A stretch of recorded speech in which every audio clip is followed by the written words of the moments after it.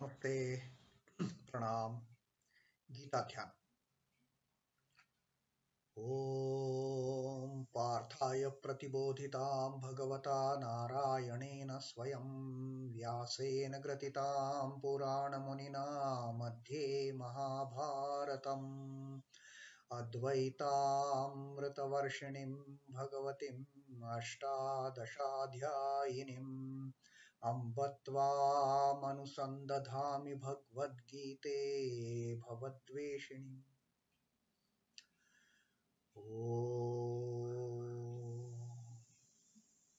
O Bhagavad Gita, with which Lord Narayana himself gave enlightenment to Arjuna. The ancient sage Vyasa included it in the Mahabharata. O goddess, showerer of the nectar-like knowledge of non-dualism contained in your 18 chapters. O my affectionate mother, the destroyer of rebirth, I meditate upon thee. Krishna Vandana. Vasudeva Sutam Devam Kansachanuramardanam Devaki Paramanandam Krishnam Vande Jagadgurum. Son of Vasudeva, the slayer of Kansa and Chanur, extreme delight for Mother Devaki, O Lord Krishna, the supreme teacher of the universe, my salutations to you. So today we will be reading the 22nd Shloka of the 5th Adhyaya Sannyas Yoga of Srimad Bhagavad Gita, and Sri Krishna continues to teach us regarding the shunning of the sense objects from our internal system, getting totally detached. That's what he taught us in the previous shloka, in the 21st shloka that we read earlier. He told us, Bhayasparsha-jā asaktatma, the mind, intellect, Atman, the lower self. The lower self comprising of all these faculties, the mind, the heart, the intellect, the senses, getting detached from the sense objects, from the external sense objects, bhayasparsha-jā asaktatma, vindat sukham, enjoys the unending peace, unending pleasure, realizes the bliss atmani, within. For that peace, he doesn't have to go out. That person doesn't have to seek pleasure outside. All the bliss is there inside. Vindati atmani yat sukham. Vissaha brahma yoga yuktatma, having understood the knowledge, having got the knowledge of Brahman, and Brahma Yoga Yuktatma, got habit of meditating on the Brahman. What happens to such person? Sukham akshayam ashnute. He enjoys the imperishable pleasure, imperishable bliss. So this person, having understood that the bliss, the pleasure, the happiness cannot be sought outside but internally. So this person, he enjoys the bliss. He enjoys the sukham, atmani, in the self, in the inner real self, not in the external objects. And thus, having got into the habit of meditating on that Brahman, on that Nirakar, Nirguna, Akshaya Brahman, his bliss also remains. He also enjoys Sukham Akshaya. Meditating on that Akshaya Brahman, he also enjoys the Akshaya Sukham, the imperishable bliss. And what happens of such person now? Yehi, in this 22nd shloka, Sri Krishna is teaching us. Why are the sense pleasures shunned by the enlightened souls? Because they know that pleasure which is sought is not permanent in the external objects. Now Sri Krishna explains why it happens so. ये हि संस्पर्शजा भोगा दुःखयोनय एव ते आद्यन्तवन्तः कौन्तेय न तेषु रमते बुधः ये हि संस्पर्शजा भोगा ये हि verily bhogā, the pleasures, enjoyments. Verily, these pleasures, these enjoyments, sansparśha-jā, which are contact born means contact with the external objects, with the external sense objects. These enjoyments, duḥkha-yonaya eva te. We call them as enjoyments with the contact of the external sense objects, but in fact, they are duḥkha-yonaya, the generators of pain, the creators of misery.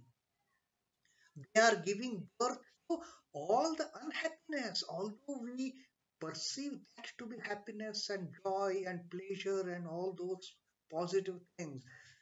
Inside, internally, they are all giving birth to duḥkha-yonaya eva te. It is nothing but misery and sorrow and unhappiness and pain.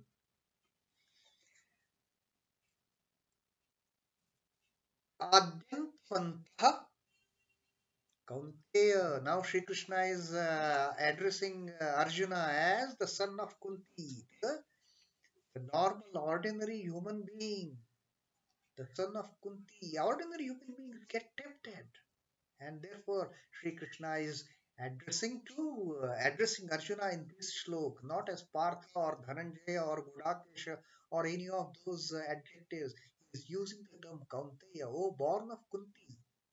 Oh born of Kunti, because the moment a person takes birth from mother's womb, comes out, enters the world with all those senses, with all those organs, the sense organs, and sense objects are already there in the world outside, external world.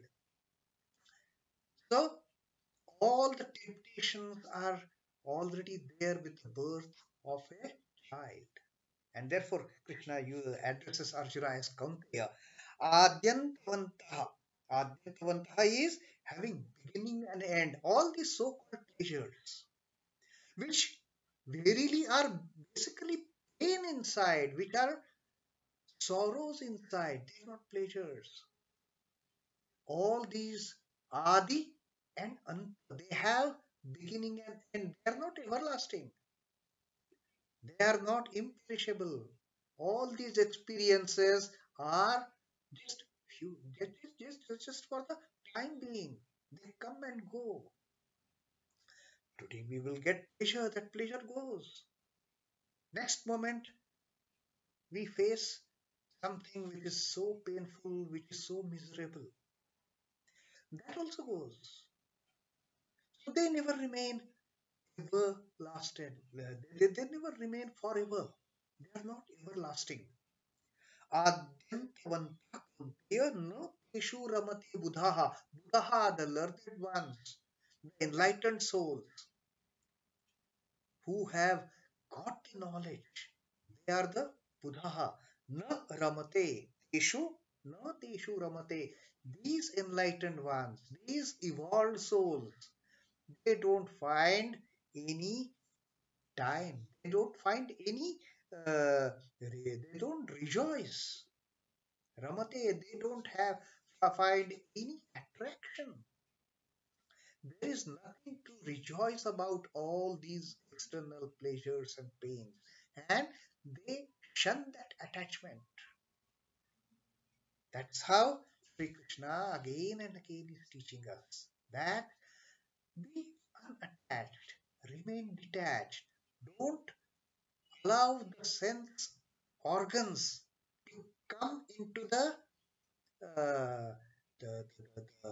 spell of sense and sense objects. Let sense organs not be involved. Let senses may look at the sense objects, fine, but not from the point of view of enjoying them, getting any pleasure from them. Because from external objects, we never get pleasure. Everlasting pleasure never is associated with the external objects because the external objects are in the realm of Prakriti. As our senses, as our sense organs, which lead us to do those acts of enjoying the sense objects. This trinity of senses, sense objects, and sense organs, they are creating havoc in terms of seeking pleasure but getting pain. Which again, those pleasures, they are not imperishable, they are not everlasting, they are just for they come and go, they have a beginning, they have an end, and that's it. You don't enjoy it forever and ever and ever, being in the entity of the Prakriti, which itself is imperishable. It has its own cycle of birth, of creation, preservation, destruction. So in this ever-changing creation, in this ever-changing Prakriti, no pleasure or pain that we never seek pain, it comes on its own. We only seek pleasure. We never anticipate any pain associated with that pleasure. Our idea is only to enjoy pleasure, but there is no pleasure in the external objects, in the external sense objects. It has to come and go. It has a beginning and end. It has a adi and anta, like Sri Krishna said in this.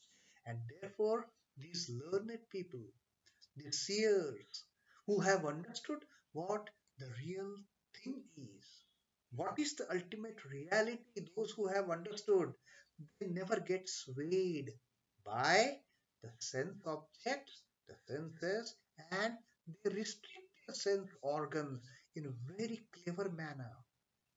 They utilize these resources so cleverly that there is no pain for them, there is no unpleasantness for them. The delights that are contact born are verily the wounds of pain. We don't know that these delights, the pleasures, the joys, the happiness we are seeking in the external contact world, internally they are bringing pain also because these pairs, these feelings, they always come in pairs of opposites. Any experience with the external world, any experience with the things external, always come in pairs. They bring joy, they also bring sorrow. They bring pleasure, they also bring pain. They bring happiness, they also bring unhappiness. So, verily, these delights born out of sought from the external objects, they are verily the worms of pain. Their pain is hidden inside. We realize it later. O son of Kunti, they have a beginning and end. These are never everlasting. And therefore, no wise man, no budhaḥ rejoices in them. They just shun these pleasures, the sense pleasures. The enlightened souls, they just remain away from them. For these seers, there is nothing getting tempted by the sense pleasures. Misery to which man is so much prone is ever the outcome of the search of sense pleasure. When the senses create contact with their objects, the initial agreeables presents itself as pleasure. Initially, we find so much, you know, pleasure in eating those rasagullas, eating sandesh, eating chocolates, eating ice cream, and all those the delicacies. We enjoy such pleasure, and then we have our own problems. Then we have to look for antacids. Then we have to look something to relieve that stress, that pain, that uneasiness created by that happier moment. The prolongation of the contact as well as the separation of the senses from their objects transforms itself into misery. If we are not able to enjoy that pleasure, that also leads us to misery, isn't it? We are seeing all those beautiful delicacies in the sweet meat shop, but oh my God, I am a diabetic patient. I can't eat. That also brings me misery. I am seeing the objects. My senses are telling me, oh, what a beautiful thing it is. Go and enjoy. But my bodily system is not allowing me to go and enjoy that sweet meat, that rasgulla, that shandesh, that chocolate, that ice cream. I cannot. And that also creates pleasure, misery for me. That also brings sorry for me. So whether I'm enjoying it or not enjoying it, the element of sorrow, element of misery, element of that uneasiness, I am not able to. That always accompanies that feeling of pleasure. Whether I'm enjoying it or not is a different matter. Like a flash of lightning, the sensation called pleasure appears and disappears. Like a flash of lightning. Sri Krishna says all these so-called pleasures, they have a beginning and end like a flash of an lightning. It just comes and goes. That's it. And man pays dearly for it in the form of anger. So, what is pleasurable now becomes a pain the next moment. The discerning one refrains oneself from this empty game. It is an empty game. Getting bound, getting attached to the sense objects, and going and in, seeking those sense objects with the intention of having immense pleasure. It is an empty game. There is no truth in it.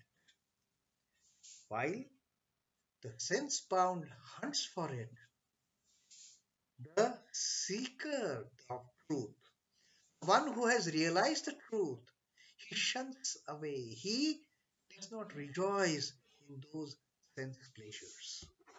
So that is what Sri Krishna further elaborates his teaching from the 20th, 21st shlokas into this 22nd shloka, and he tells Kaunteya that the real knowledgeable people who have attained the ultimate knowledge, they don't seek enjoyment, they don't seek pleasures in these trifling matters. These are all trifling matters for them.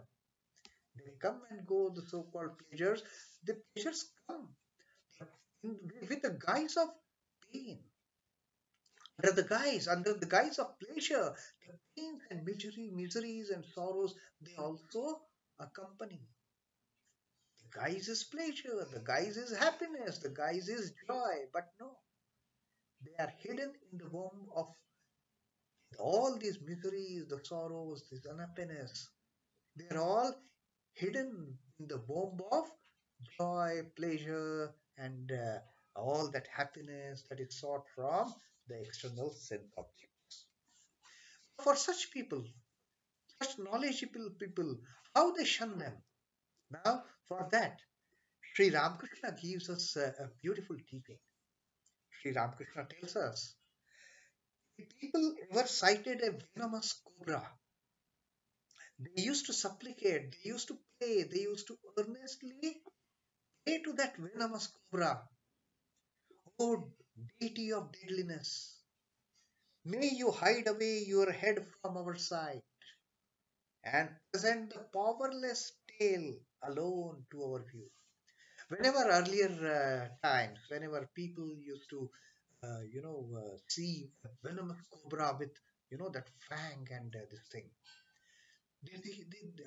they knew one bite and they are gone. So they used to pray to this, the venomous cobra. They used to pray to this deity of deadliness.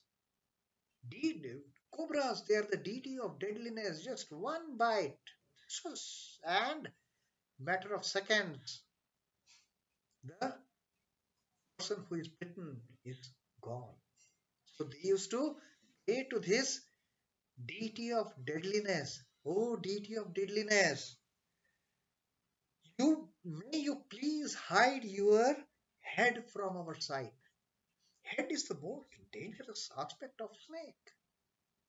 So people used to pray to him, please hide that deadly head from us and present to us only that powerless tail. Tail of a snake has nothing, no poison in it. It cannot bite, it cannot do any harm. So people used to pray, please present to us not that deadly form of your head, but the powerless tail, so that tail alone come under our view. Let us not have that tail. Look at the deadly head that you have, which is carrying so much of poison in that. The tail is harmless. Snake's tail, there is nothing in it. So Sri Ramakrishna says, it is good to recoil in this manner from sense objects. Sense objects are like that head of the deadly cobra. Those are going to bite, those are going to drown us, those are going to destroy us. All those sense objects. So it is good to recoil from the sense objects and rather look at the tail of the snake. Look at the tail of that deity of deadliness, not the head, not the sense objects. The good It is good to recoil in this manner from the sense objects that act on the mind. The sense objects are like that head of the snake. The one bite and gone. We go to enjoy those sense objects and we are drowned in that pool of misery. Instead of falling prey to them, instead of falling prey to the sense objects and then praying for redemption, it is better ever to keep aloof from them. So Sri Ramakrishna says that let us not get bogged down. Let us not get terrified by looking at that head of the snake. Let us not get tempted to sense objects and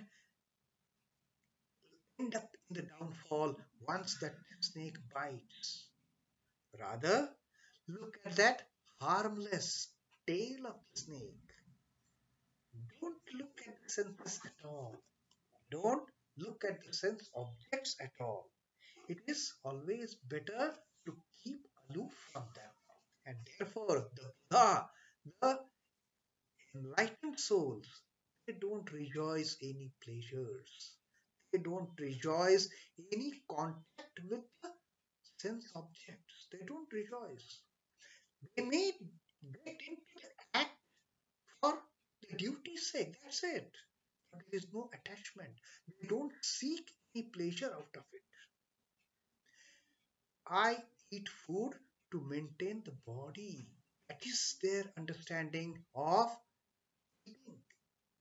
They eat to live. They don't live to eat. They eat to retain the body, not that getting that ultimate pleasure of eating 10 gulab jamuns or 20 gulab jamuns or 20 rosagullas. No, whatever is needed for the body to sustain, they will have their fill. That's it. No pleasure, no pain, remaining detached manner, remaining totally unattached. So that is what Sri Krishna has taught us in this 22nd shloka, and let us bring it to practice in our day to day life as well. What he has taught to Kaunteya, let us take it as a teaching to us personally. Om Namo Bhagavate Vasudevaya. Sri Krishna Arpanamastu. Jai Sri Ramakrishna. Jai Thakur. Jai Ma. Jai Swami.